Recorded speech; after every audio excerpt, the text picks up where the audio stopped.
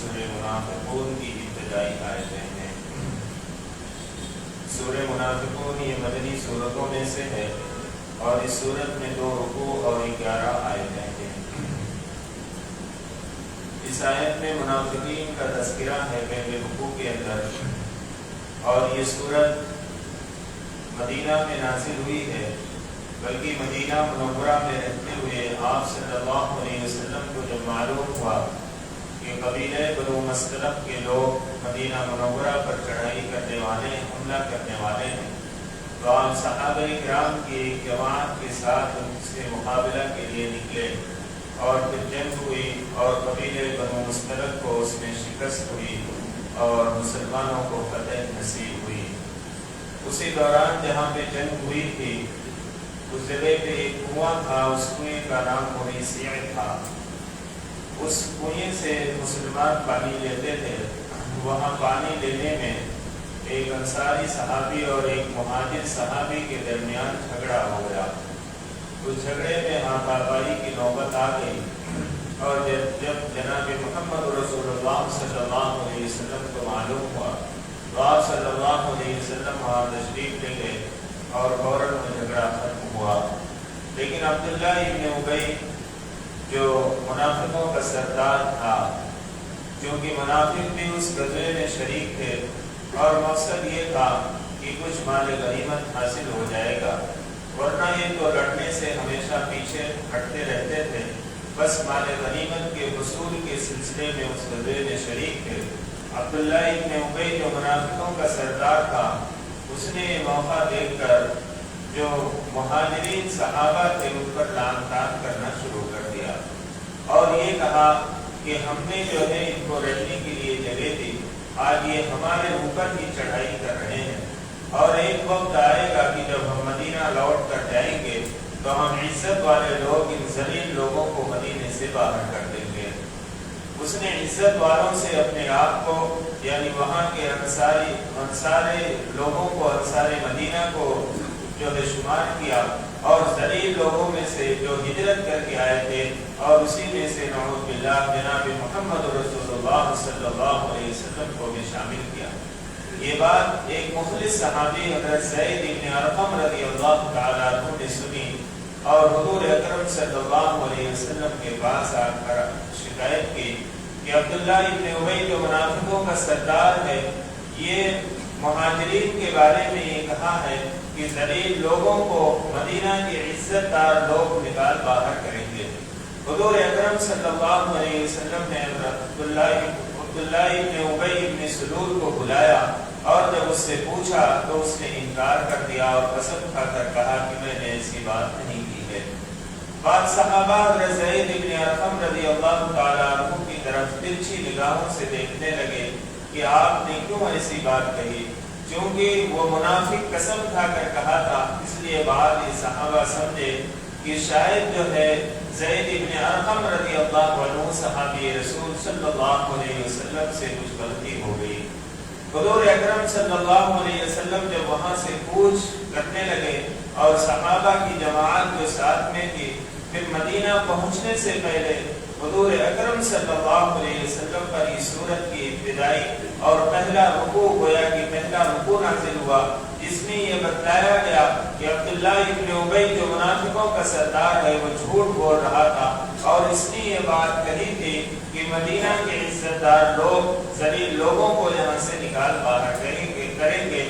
زید بن ارقم رضی اللہ عنہ نے اپنی بات کے اندر سچائی رکھی ہے، انہوں نے کسی جھوٹ کا سہارا نہیں لیا اور کوئی جھوٹی بات نہیں کی ہے، تو ان کی برات میں گویا یہ آیات نازل ہوئی، اور یہ سورہ اس موقع پر نازل ہوئی غزوہ بنو مستلق جو سن 6 ہجری میں شعبان کے مہینے میں پیش آیا تھا، کیونکہ قبیلہ بنو مستلق کے لوگ جو ہے مدینہ پر حملہ آور ہوئے تھے، اس لیے اس غزوے کو غزوہ بنو مستلق بھی کہا جاتا ہے، اور اس کو غزوہ موریسیع بھی کہا جاتا ہے، کیونکہ اس کنویں پر مسلمانوں کا پڑاؤ تھا اور اس کنویں کے قریب جنگ ہوئی تھی، اس لیے اسے غزوہ موریسیع بھی کہا جاتا ہے۔ اللہ تعالیٰ فرماتے ہیں اذا جاءك المنافقون قالوا نشهد انك لرسول اللہ، کہ رسول صلی اللہ علیہ وسلم جب منافق لوگ آپ کے پاس آتے ہیں تو کہتے ہیں کہ ہم گواہی دیتے ہیں اس بات کی کہ یقیناً آپ اللہ کے رسول ہیں. یعنی منافق لوگ جب حضور صلی اللہ علیہ وسلم کے پاس آتے تھے تو کہتے تھے کہ ہم گواہی دیتے ہیں اس بات کی، ہم شہادت دیتے ہیں کہ آپ اللہ کے رسول ہیں، لیکن دل سے نہیں مانتے تھے. صرف زبان سے ان کا اقرار تھا، ان کا کہنا صرف زبان تھا، دل کے اندر جو ہے ان کی یہ بات نہیں تھی کہ آپ اللہ کے رسول ہیں، صرف زبان سے کہتے تھے. اس لیے ان کو منافق کہا گیا. منافق اسے کہا جاتا ہے جو دھوکہ دے، زبان پہ کچھ اور ہو، دل کے اندر کوئی کچھ اور بات ہو. اور یہ منافق، یہ عربی لفظ نافقہ سے بھی بنا ہے، اور نافقہ اس لومڑی کو کہتے ہیں کہ جو لومڑی دو سوراخ کرتی ہے، یعنی اپنے بل کے دو سوراخ کرتی ہے. ایک سوراخ تو بالکل ظاہر ہوتا ہے، سامنے ہوتا ہے، اور ایک سوراخ وہ کرتی ہے جو خفیہ ہوتا ہے، پوشیدہ ہوتا ہے. جب شکاری اس لومڑی کا شکار کرنے کے لیے اس کا پیچھا کرتا ہے تو یہ لومڑی وہ جو سامنے سوراخ رہتا ہے اس سے داخل ہوتی ہے اور پیچھے کے راستے سے وہ نکل جاتی ہے.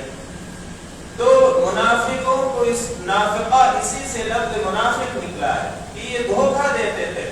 سامنے تو یہ کہتے تھے کہ محمد رسول اللہ صلی اللہ علیہ وسلم اللہ کے رسول ہے، اور روایتوں میں آتا ہے کہ جب حضور اکرم صلی اللہ علیہ وسلم مسجد نبی میں خطبہ دیتے تھے تو خطبے کے دوران ہی عبداللہ ابن ابی ابن سلول جو منافقوں کا سردار تھا، یہ کھڑے ہو کر کہتا تھا کہ میں گواہی دیتا ہوں کہ محمد اللہ کے رسول ہیں، اور لوگوں تم گواہ رہو کہ محمد اللہ کے رسول ہیں صلی اللہ علیہ وسلم. یہ زبان سے کہتا تھا لیکن دل کے اندر بغض اور عداوت بھری ہوئی تھی. اور اس کے بغض اور عداوت کی وجہ یہ تھی کہ حضور اکرم صلی اللہ علیہ وسلم کے مدینہ منورہ ہجرت کرنے سے پہلے مدینہ کے لوگوں نے اس قبیلے کا سردار تھا، اس کی تاج پوشی ہونے والی تھی اور اسے سردار بنانے کی پوری تیاری ہو گئی تھی کہ یہ مدینہ کا سردار ہے. لیکن اسی دوران حضور اکرم صلی اللہ علیہ وسلم کی ہجرت ہوئی اور آپ صلی اللہ علیہ وسلم مدینہ منورہ تشریف لائے، اور اس کا جو خواب تھا سردار بننے کا وہ پورا نہ ہو سکا.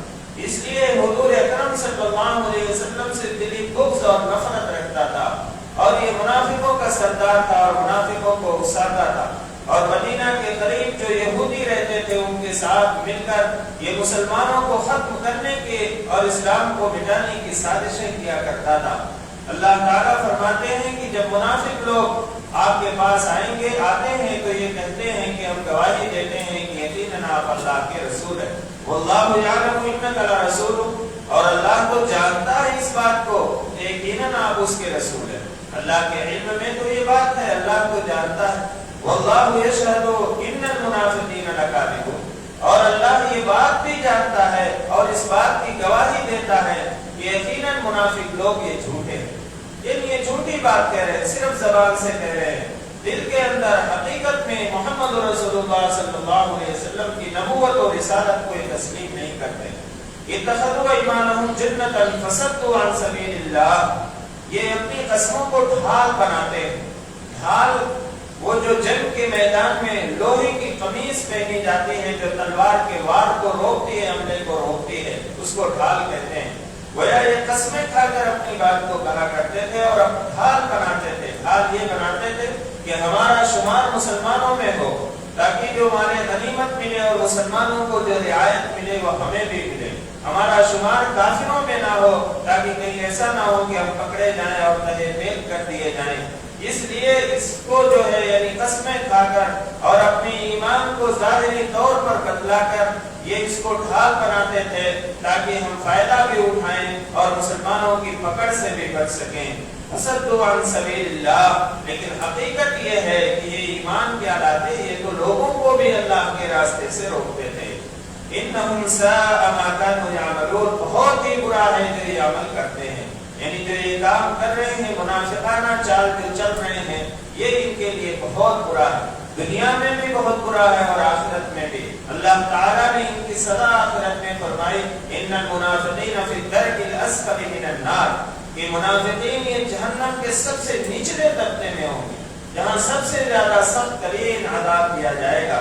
ذلك بأنهم آمنوا ثم كفروا فطبع على قلوبهم فهم لا يفقهون۔ اللہ تعالیٰ فرماتے ہیں یہ اس لیے ہے کہ یہ لوگ تو پہلے ایمان لائے پھر انکار کر بیٹھے، فطبع على قلوبهم، تو اللہ تعالیٰ نے ان کے دلوں پر مہر لگا دی، فهم لا يفقهون، جس سے وہ حقیقت یعنی حق بات کو سمجھتے ہی نہیں۔ ایمان لائے یعنی رسول اللہ صلی اللہ علیہ وسلم کا زمانہ پایا ان لوگوں نے، اور رسول اکرم صلی اللہ علیہ وسلم کی صحبت پائی ان لوگوں نے، اور ظاہر طور پر یہ ایمان لائے لیکن حقیقت میں یہ ایمان نہیں لائے تھے، یہ ایمان کے اندر داخل نہیں ہوئے تھے، کفر ہی پر جمے رہے، تو اللہ رب العزت فرماتے ہیں کہ اللہ تعالیٰ نے ان کے دلوں پر مہر لگا دی۔ اب ان کو کوئی حق بات سمجھ میں نہیں آتی، حقیقت اب ان کو سمجھ میں نہیں آتی۔ وَإِذَا رَأَيْتَهُمْ تُعْجِبُكَ أَجْسَامُهُمْ، اللہ تعالیٰ فرماتے ہیں اور جب آپ ان کو دیکھیں گے تو ان کے ڈیل ڈول خوشنما معلوم ہوں گے۔ یعنی عبداللہ ابن ابی ابن سلول جو منافقوں کا سردار تھا، یہ بڑا خوبصورت تھا اور بہت ڈیل ڈول کا مالک تھا، یعنی جسم اس کا بہت خوبصورت تھا اور جسم بھرا ہوا تھا۔ اللہ تعالیٰ فرماتے ہیں کہ ان کی حالت یہ ہے کہ ظاہری اعتبار سے بڑے ڈیل ڈول کے مالک تھے یہ۔ وَإِنْ يَقُولُوا تَسْمَعْ لِقَوْلِهِمْ، اور گفتگو ایسے انداز میں کرتے ہیں کہ اگر وہ بات کہنے لگے تَسْمَعْ لِقَوْلِهِمْ، تو آپ ان کی بات سنتے ہی رہ جائیں۔ بڑی چکنی اور چپٹی باتیں کرتے ہیں، بہت اچھی باتیں کرتے ہیں، یعنی منافقین کی اللہ رب العزت پہچان بتلا رہے ہیں کہ ان کی گفتگو ایسی ہوتی ہے کہ جو دل کو لگتی ہے، بڑے مزے کی باتیں کرتے ہیں۔ کأنہم خشب مسندہ، گویا کہ ایسی سوکھی ہوئی لکڑی ہے جو دیوار کے سہارے لگا دی گئی ہے، یعنی لکڑی ہے لیکن وہ دیوار کے سہارے لگی ہوئی ہے، یعنی خود وہ لکڑی ٹھہر نہیں سکتی، اندر سے کھوکھلی ہے، سوکھ چکی ہے، لیکن دیوار کے سہارے جب لکڑی لگائی جاتی ہے تو بڑی خوبصورت معلوم ہوتی ہے۔ ایسے ہی یہ لوگ بڑے خوبصورت معلوم ہوتے ہیں۔ یحسبون کل صیحۃ علیہم، اور ان کی حالت یہ ہے کہ یہ اندر سے اتنے کھوکھلے ہیں کہ اگر کوئی زوردار آواز کہیں سے آتی ہے تو یہ سمجھتے ہیں کہ یہ ہمارے خلاف ہے، یعنی اگر کوئی تیاری ہوتی ہے کہ حملہ ہوگا اور جنگ ہوگی تو فوراً یہ ڈر جاتے ہیں، یعنی جب کوئی چیخ و پکار سنتے ہیں تو فوراً یہ ڈر جاتے ہیں، اتنے یہ کمزور ہیں، اندر سے اتنے کھوکھلے ہیں۔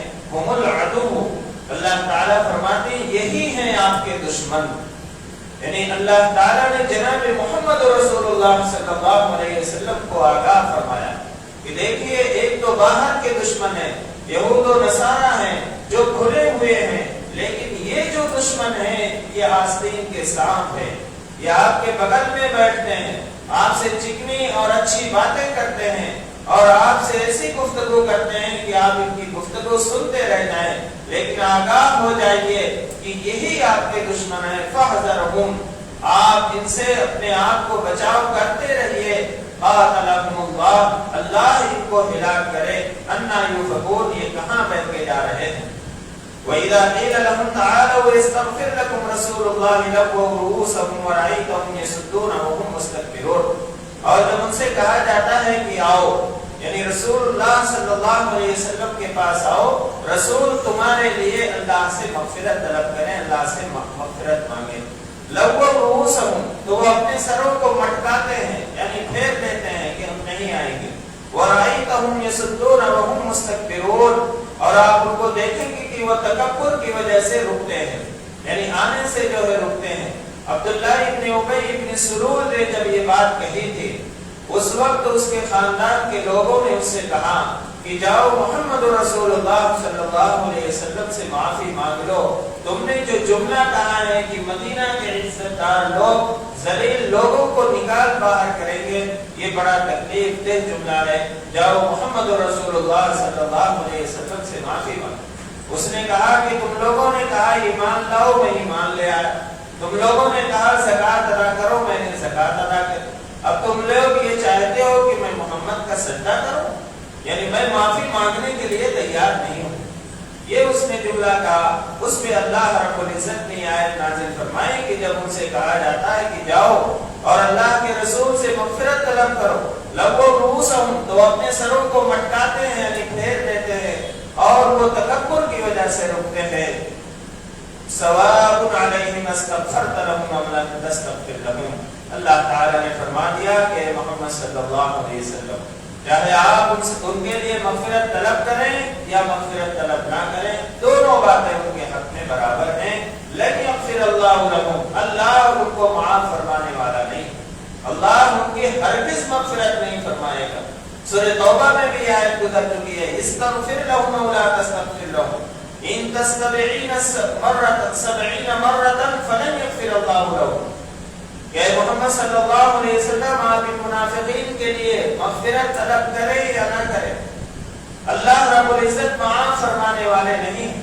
اور اگر آپ عبداللہ ابن ابی کے لیے 70 مرتبہ بھی مغفرت مانگیں گے تو بھی اللہ معاف نہیں فرمائے گا. لیکن جناب محمد رسول اللہ صلی اللہ علیہ وسلم کی شفقت اور محبت دیکھیے کہ عبداللہ ابن ابی جو مسلمانوں کا اور خود حضور اکرم صلی اللہ علیہ وسلم کا سخت ترین دشمن تھا، اس کے جواب میں اللہ کے حبیب سرکار دو عالم صلی اللہ علیہ وسلم فرماتے کہ اگر مجھے یہ بات معلوم ہو جاتی کہ 70 مرتبہ مغفرت طلب کرنے پر اللہ تعالیٰ اس کی مغفرت فرما دیں گے تو یقیناً میں ان کے لیے 70 مرتبہ بھی مغفرت کی دعا کرتا. یہ امت کے ساتھ حضور اکرم صلی اللہ علیہ وسلم کی شفقت اور محبت تھی.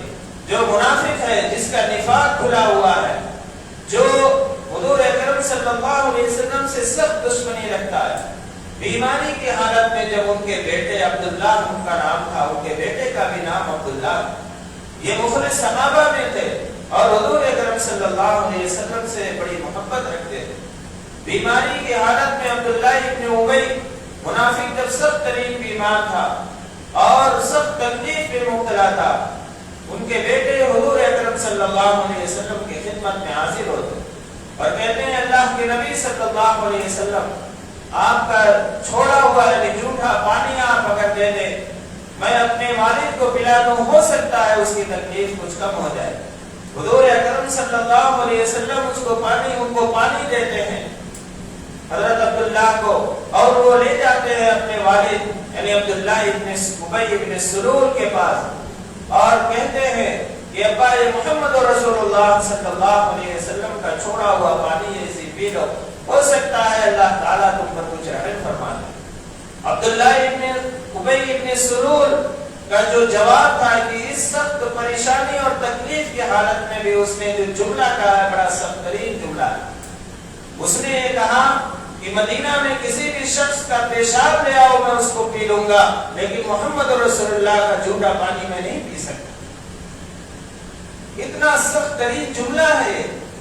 اس کے باوجود بھی حضور اکرم صلی اللہ علیہ وسلم یہ فرما رہے ہیں کہ اگر مجھے یہ معلوم ہو جائے کہ 70 مرتبہ مغفرت طلب کرنے پر اللہ تعالیٰ اس کی مغفرت فرما دیں گے تو میں 70 مرتبہ بھی مغفرت کرنے کے لیے تیار ہوں. تو اللہ تعالیٰ فرماتے ہیں کہ آپ ان کے لیے مغفرت طلب کریں یا نہ کریں، دونوں باتیں برابر ہیں، اللہ تعالیٰ انہیں معاف نہیں فرمائے گا. ان اللہ لا یہدی القوم الفاسقین، یقیناً اللہ تعالیٰ فاسق قوم کو ہدایت نہیں دیتا. هم الذين يقولون لا تنفقوا على من عند رسول الله حتى ينفضوا. عبداللہ ابن ابی منافق نے ایک بات اور بھی کہی تھی کہ اب جب ہم مدینہ جائیں گے تو یہ انصار جو ہیں، یہ جو مہاجر ہیں جو ہجرت کر کے آئے ہیں، ہم ان کا دانا پانی بند کر دیں گے، جو ہم ان پر خرچ کرتے ہیں وہ ہم خرچ نہیں کریں گے. اور اس میں جب جھگڑا ہوا تھا اس وقت یہ بات کہی تھی کہ اب جو ہے مدینہ کے انصاری لوگ ان مہاجرین کے اوپر خرچ کرنا بند کر دیں، یہ ہمارا کھا رہے ہیں اور ہمیں ہی تکلیف دے رہے ہیں. اس نے یہ بات بھی کہی تھی. اللہ تعالیٰ فرماتے ہیں ہم الذین یقولون، بہت سے وہ لوگ ہیں جو کہتے ہیں لا تنفقوا علی من عند رسول اللہ، کہ اللہ کے رسول کے پاس جو لوگ ہیں ان پر خرچ نہ کرو، یعنی جو خرچ کرتے وہ بند کر دو. حتی ينفضوا، یہاں تک کہ وہ تتر بتر ہو جائیں گے، پریشان حال ہو جائیں گے جب ان کو کچھ ملے گا نہیں. ہماری مدد کی وجہ سے یہ مدینہ کے اندر آج ہیں، ہم اپنی مدد کرنا چھوڑ دیں گے تو یہ لوگ جو ہے پریشان ہو جائیں گے. حتی ينفضوا، بکھر جائیں گے یہ لوگ. وَلِلَّهِ خَزَائِنُ السَّمَاوَاتِ وَالْأَرْضِ، اللہ تعالیٰ فرماتے ہیں اللہ ہی کے لیے ہے آسمانوں اور زمین کے خزانے، یعنی اللہ ہی آسمانوں اور زمین کے خزانوں کا مالک ہے. تم کسی کا دانا پانی بند نہیں کر سکتے، کوئی انسان کسی انسان کے روزی کو روک نہیں سکتا ہے. یہ اللہ رب العزت کے قبضہ قدرت میں ہے۔ اللہ تعالیٰ نے فرما دیا کہ زمین و آسمان کے خزانوں کا مالک تو اللہ ہے، تم اپنے آپ کو مالک سمجھتے ہو کہ ہم جو ہے ان مہاجرین کے دانا پانی بند کر دیں گے اور ان پر خرچ کرنا بند کر دیں گے تو یہ پریشان ہو جائیں گے۔ اللہ تعالیٰ فرماتے ہیں وَلَكِنَّ الْمُنَافِقِينَ لَا يَفْقَهُونَ، اور لیکن منافق لوگ سمجھتے نہیں ہیں۔ يَقُولُونَ لَئِن رَجَعْنَا إِلَى الْمَدِينَةِ لَيُخْرِجَنَّ الْأَعَزُّ مِنْهَا الْأَذَلَّ۔ دوسری وہ بات جو اس نے کہی تھی کہ مدینہ کے عزت دار لوگ ان ذلیل لوگوں کو باہر کریں گے، اللہ تعالیٰ فرماتے ہیں یقولون لئن رجعنا، بعض لوگ وہ ہیں جو کہتے ہیں کہ جب ہم مدینہ واپس لوٹیں گے لیخرجن العز منها الأذل، تو وہاں کے عزت دار لوگ ان ذلیل لوگوں کو نکال باہر کریں گے۔ اللہ تعالیٰ فرماتے ہیں وَلِلَّهِ الْعِزَّةُ وَلِرَسُولِهِ وَلِلْمُؤْمِنِينَ، لیکن یہ بات ہے کہ عزت تو اللہ اور اس کے رسول اور مومنین کے لیے ہے، یعنی عزت کس کے لیے؟ اللہ کے لیے اور رسول کے لیے اور اہل ایمان کے لیے۔ یہ کیا سمجھتے ہیں کہ ہم عزت کے مالک ہیں؟ اللہ رب العزت عزت کا مالک ہے۔ اللہ رب العزت جسے چاہے عزت دینا چاہے اسے کوئی ذلیل تھوڑی کر سکتا ہے، اور اللہ تعالیٰ جسے ذلیل اور رسوا کرنا چاہے اسے کوئی عزت نہیں دے سکتا۔ تُعِزُّ مَن تَشَاءُ وَتُذِلُّ مَن تَشَاءُ بِيَدِكَ الْخَيْرُ، یہ اللہ تعالیٰ نے فرما دیا۔ اللہ تعالیٰ فرماتے ہیں وَلِلَّهِ الْعِزَّةُ وَلِرَسُولِهِ وَلِلْمُؤْمِنِينَ وَلَكِنَّ الْمُنَافِقِينَ لَا يَعْلَمُونَ، اور لیکن یہ منافق لوگ جانتے نہیں۔ تو اللہ رب العزت نے ان آیات میں خاص طور سے یہ فرما دیا کہ زمین و آسمان کے خزانے کا مالک اللہ تعالیٰ ہے۔ کوئی اگر کسی کا دانا پانی بند کرنا چاہے تو نہیں کر سکتا، اس کو اختیار نہیں ہے، اللہ رب العزت اس کو روزی دینے والے ہیں۔ اور کسی کو کوئی ذلیل کرنا چاہے تو ذلیل نہیں کر سکتا، عزت اور ذلت کا مالک تو اللہ تعالیٰ ہے۔ اس بات کو سمجھنا چاہیے۔ اس میں اہل ایمان کے لیے ہم لوگوں کے لیے بھی ہدایت اور نصیحت ہے، اور ہم لوگوں کے لیے بھی عبرت ہے کہ جو لوگ جو ہے مالدار ہوتے ہیں یا جسم کے ڈھیل ڈول کے اعتبار سے اچھے ہوتے ہیں، لباس اچھا پہنتے ہیں، اور دوسرے لوگوں کو کمتر لباس والوں کو یا جن کے جسم کے اندر کچھ نقص ہو کمی ہو اسے حقیر اور ذلیل سمجھتے ہیں، ایسا نہیں ہونا چاہیے۔ یہ ساری چیزیں اللہ رب العزت کی طرف سے عطا کرتا ہے، اور سب سے بڑی عزت آدمی کے لیے ایمان کی دولت، یہ ایمان کی وجہ سے اللہ رب العزت اسے عزت عطا فرماتے ہیں، اور ایمان کی دولت سب سے بڑی دولت۔ اللہ تعالیٰ نے فرما دیا وَلِلَّهِ الْعِزَّةُ وَلِرَسُولِهِ وَلِلْمُؤْمِنِينَ۔ آیت کے اس حصے پر اس الفاظ پہ غور کیجئے کہ اللہ تعالیٰ نے اپنے نام کے ساتھ اور رسول کے نام کے ساتھ ایمان والوں کو جوڑا، کہ اللہ کے لیے عزت ہے، رسول کے لیے عزت ہے، اور اہل ایمان کے لیے عزت ہے۔ گویا جس کو اللہ تعالیٰ نے ایمان کی جو ہے توفیق عطا فرمائی ہے، اس ایمان کی ہمیں قدر کرنا چاہیے، اور اس ایمان کو ہمیں جو قدر کی نگاہ سے دیکھنا چاہیے کہ اللہ تعالیٰ نے ہمیں مسلمان بنایا ہے، ایمان بنایا، اور اللہ رب العزت نے ہمیں جو ایمان کی دولت سے نوازا ہے کہ اللہ تعالیٰ نے اپنے نام کے ساتھ ہمیں جوڑا کہ اللہ ہی کے لیے عزت ہے، اور رسول کے لیے اور اہل ایمان کے لیے۔ اللہ رب العزت سے دعا ہے اللہ تعالیٰ ہم سب کو ایمان کی دولت کی قدر داری کی توفیق عطا فرمائے، اور اس نعمت کی شکر کرنے کی توفیق عطا فرمائے۔ وآخر دعوانا الحمدللہ رب العالمین۔ چند باتیں رمضان المبارک کے متعلق عرض کرنا ہے۔ بعض مسائل ایسے ہیں کہ جس کا شریعت سے کوئی تعلق نہیں ہے، لوگوں نے اس کو رسم و رواج بنا لیا ہے، اور اس کی وجہ سے بہت سارے لوگ غلط فہمیوں میں مبتلا رہتے ہیں۔ جیسے بعض لوگوں کا کہنا یہ ہے کہ روزے کی حالت میں ناخن نہیں کاٹنا چاہیے، اس سے روزہ ٹوٹ جاتا ہے، یا بال کٹوانے سے روزہ ٹوٹ جاتا ہے۔ یہ بالکل بے بنیاد چیز ہے۔ روزہ ٹوٹتا ہے کھانے سے، پینے سے، یا بیوی کے ساتھ ہم بستری کرنے سے، اس کے علاوہ دوسرے اعمال بھی ہیں، لیکن ناخن کاٹنے سے یا بال بنوانے سے روزہ نہیں ٹوٹتا، روزے کے اندر کوئی فرق نہیں آتا۔ بعض لوگ کہتے ہیں کہ غسل کرنے سے بھی، یعنی شام کے وقت غسل نہیں کرنا، غسل کبھی بھی کر سکتے ہیں آپ۔ پانی نہانا آپ کو جب ضرورت ہے تو ضرورت سے بھی نہا سکتے ہیں، یا گرمی کے دنوں میں آپ ٹھنڈک حاصل کرنے کے لیے بھی غسل کر سکتے ہیں۔ بعض لوگ کہتے ہیں کہ نہیں، زوال سے پہلے 11 بجے تک پانی نہانا ہے تو نہا لینا، اس کے بعد نہائے تو روزہ ٹوٹ جاتا ہے۔ یہ سب بے بنیاد باتیں ہیں، شریعت سے کوئی تعلق نہیں ہے۔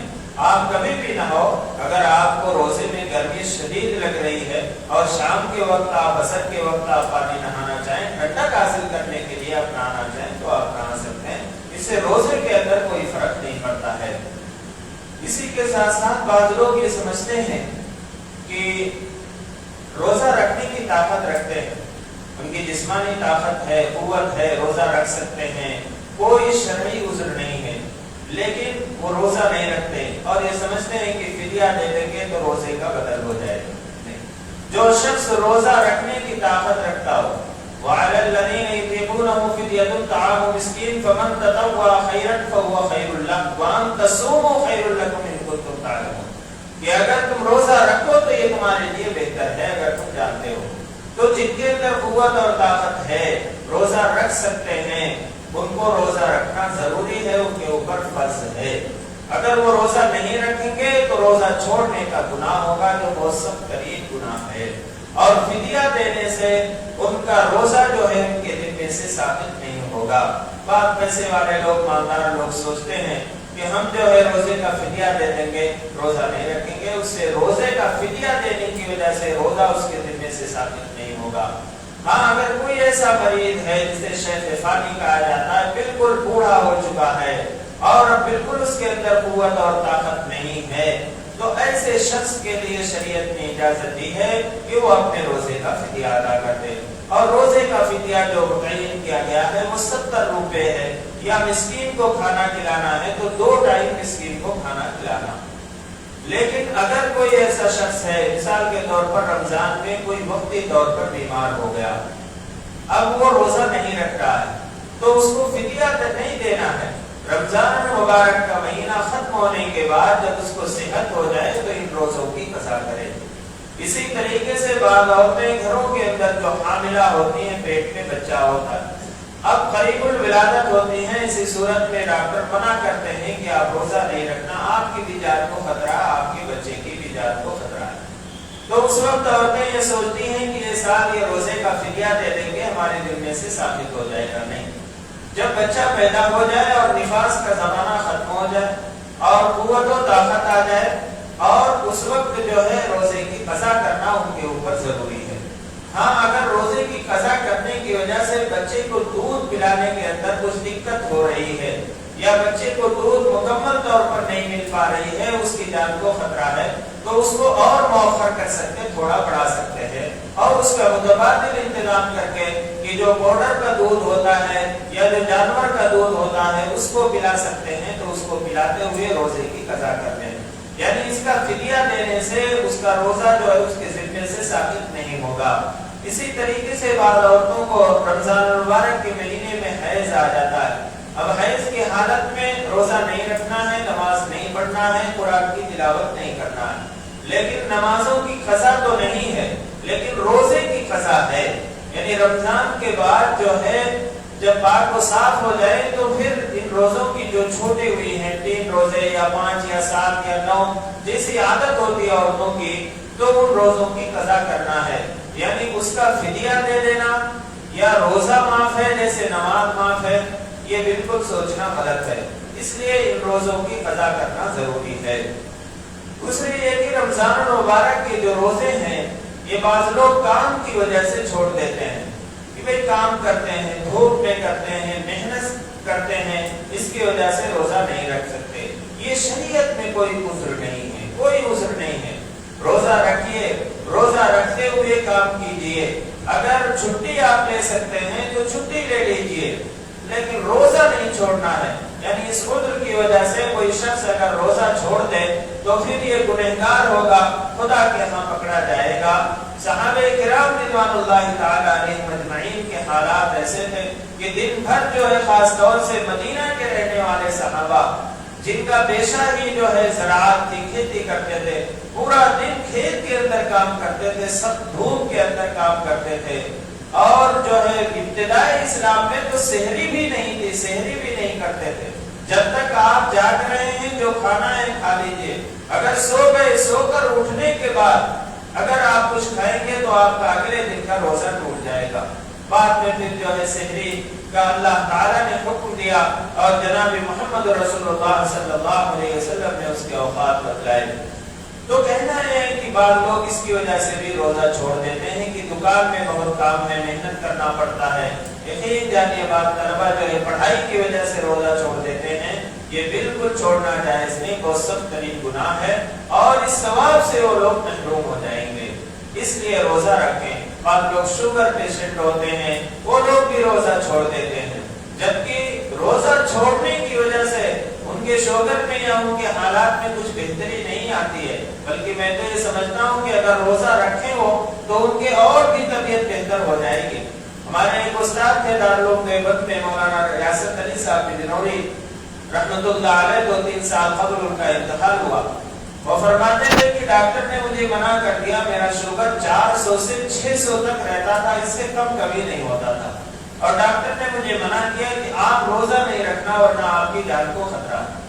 وہ فرماتے تھے کہ 16 سال تک میں نے اسی حال میں روزے رکھے ہیں اور الحمدللہ مجھے کچھ نہیں ہوا۔ جب وقت آیا، طبعی موت کا وقت آیا، اللہ نے بلا لیا، اللہ کے پاس چلے گئے۔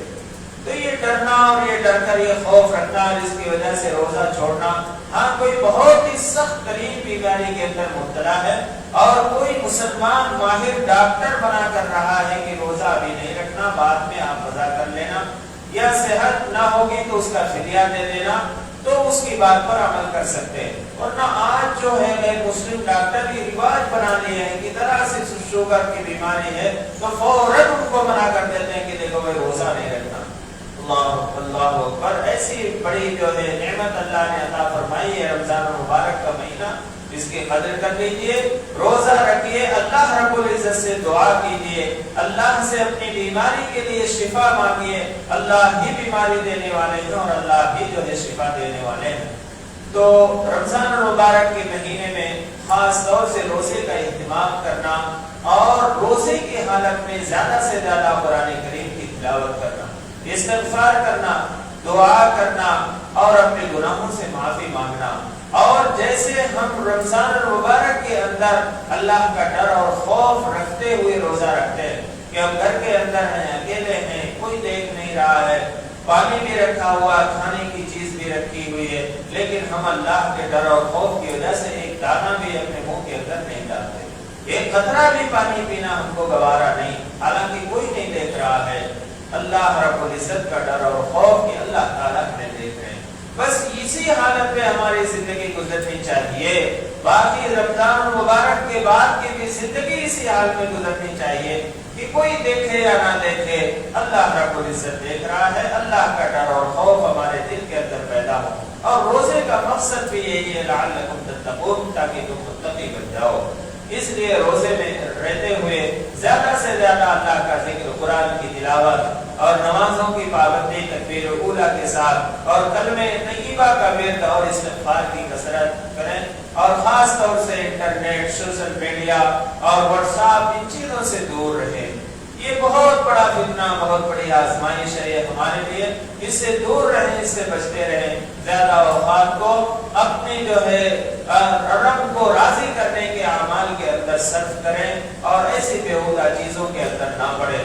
اور اسی کے ساتھ ساتھ جو لوگ کام کرتے ہیں، محنت کرتے ہیں، مزدوری کرتے ہیں، وہ لوگ محنت اور مزدوری کرتے ہوئے بھی روزے کا اہتمام کریں، محنت اور مزدوری کی وجہ سے روزے کو نہ چھوڑیں۔ اور اسی کے ساتھ ساتھ میں گزارش کروں گا کہ جو مالدار طبقہ ہے، جن کو اللہ تعالیٰ نے نوازا ہے، مال و دولت عطا فرمایا ہے، ان لوگوں سے میری گزارش ہے کہ ایسے لوگ جو مزدوری کرتے ہیں اور مزدوری کی وجہ سے روزہ چھوڑ دیتے ہیں، ان سے آپ یہ کہیں کہ آپ مزدوری مت کریے، آپ چھٹی لے لیجئے، لیکن آپ کو جو تنخواہ ہے، جو آپ کو ملتی ہے مہینے کو 10,000 8,000، جس سے آپ کا گھر کا خرچ چل سکتا ہے، اتنا پیسہ ہم آپ کو دے دیتے ہیں اور آپ روزہ مت چھوڑیے اور آپ چھٹی لے لیجیے۔ یعنی ایسی بھی ہمدردی، کیونکہ جناب محمد رسول اللہ صلی اللہ علیہ وسلم نے فرمایا خیر المواسات شہر المواسات، کہ یہ ہمدردی کا مہینہ ہے، ایک دوسرے کے ساتھ جو ہے ہمدردی کریں۔ کوئی جو ہے مزدوری کرتا ہے اور دھوپ کے اندر مزدوری کرتا ہے، اگر وہ مزدوری نہیں کرے گا تو اس کے گھر کا خرچ یا اس کا گھر کا چولہا نہیں جلے گا اور اس کی وجہ سے وہ روزہ چھوڑ دیتا ہے، تو ایسے لوگوں کو آپ تلاش کریے۔ آپ کی ذمہ داری ہے کہ دیکھیے آپ کے ایک مہینے کا خرچ، آپ کے گھر کا راشن وغیرہ میں ڈلا دیتا ہوں، آپ کام پر مت جائیے اور آپ روزہ رکھیے، روزہ مت چھوڑ دیے۔ یہ اس طرح کی ہمدردی کی تعلیم دی ہے جناب جناب محمد رسول اللہ صلی اللہ علیہ وسلم نے تو یہ چند باتیں تھیں جو رمضان المبارک کے تعلق سے. اس کے علاوہ بھی اگر کبھی کوئی مسئلہ پوچھنا رہے تو میں یہاں موجود رہتا ہوں نمازوں کے اندر, اس وقت آپ حضرات پوچھ سکتے ہیں. اللہ رب العزت ہم سب کو عمل کی توفیق عطا فرمائے. آمین. وآخر دعوانا الحمدللہ رب العالمین.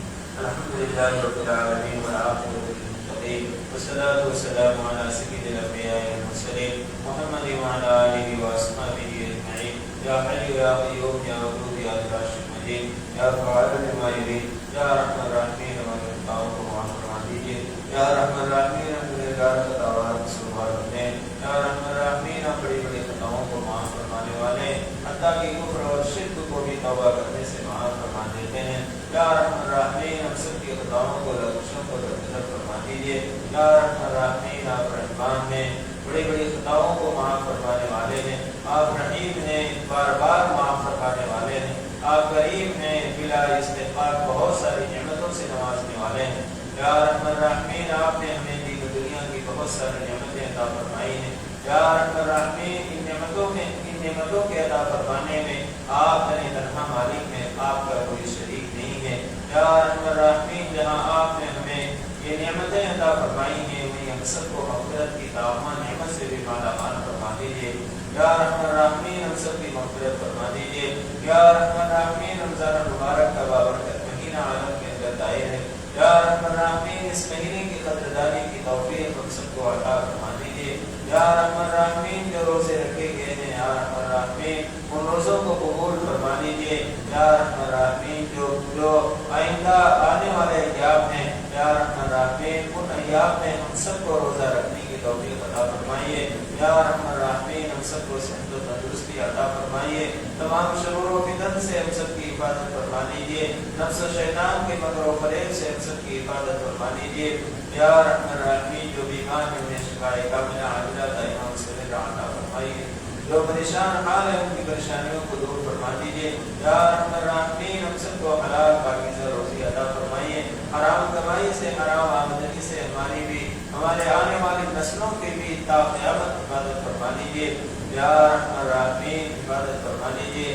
یا رحم الرحمین ہم سب کی روزی میں خوب برکت عطا فرمائیے. یا رحم الرحمین خوب برکت عطا فرمائیے. یا رحم الرحمین جب سے وہ شبالہ ہے یا رحم الرحمین ان ہاتھوں کو آپ کے در کے علاوہ کسی اور کے سامنے نہیں پھیلایا ہے. یا رحم الرحمین جب سے وہ شبالے ہیں یہ پیشانی آپ کے در کے علاوہ کسی اور در پر نہیں جھکی ہے. یا رحم الرحمین اس پیشانی کو تا حیات کسی اور کے در پر جھکانے سے ہم سب کی حفاظت فرما لیجیے. یا رحم الرحمین حفاظت فرما لیجیے. یا رحم الرحمین اپنا خود نصیب فرمائیے. یا رحم الرحمین ہمیں اپنا بنا لیجیے, آپ ہمارے ہو جائیے. یا رحم الرحمین ہم سب کو اپنے پیارے پیارے بندوں میں شامل فرما لیجیے. یا رحم الرحمین ان ہاتھوں کا پیالہ بنا کر یا رحم الرحمین آپ سے مغفرت کی بھیک مانگ رہے ہیں. یا رحم الرحمین ہم سب کی مغفرت فرما دیجیے, ساری امت کی مغفرت فرما دیجیے. یا رحم الرحمین ہم میں سے جن کے والدین یا ان میں سے کوئی باحیات ہے یا رحم الرحمین ان کو صحت و تندرستی عطا فرمائیے. یا رحم الرحمین ان کی عمروں میں برکت عطا فرمائیے. ان کے سائے کو تا دیر ہمارے سروں پر قائم اور دائم رکھیے. اور ہم میں سے جن کے والدین یا ان میں سے کوئی ایک اس دنیا سے رخصت ہو گئے یا رحم الرحمین ان کی مغفرت فرما دیجیے. ہمیں کروٹ کروٹ جنت نصیب فرمائیے. جنت الفردوس میں اعلیٰ مقام عطا فرمائیے. یا رحم الرحمین حضور اکرم صلی اللہ علیہ وسلم کے صدقے پہ ہماری دعاؤں کو قبول و منظور فرما لیجیے. ربنا تقبل منا انك انت السميع العليم وتب علينا انك انت التواب الرحيم.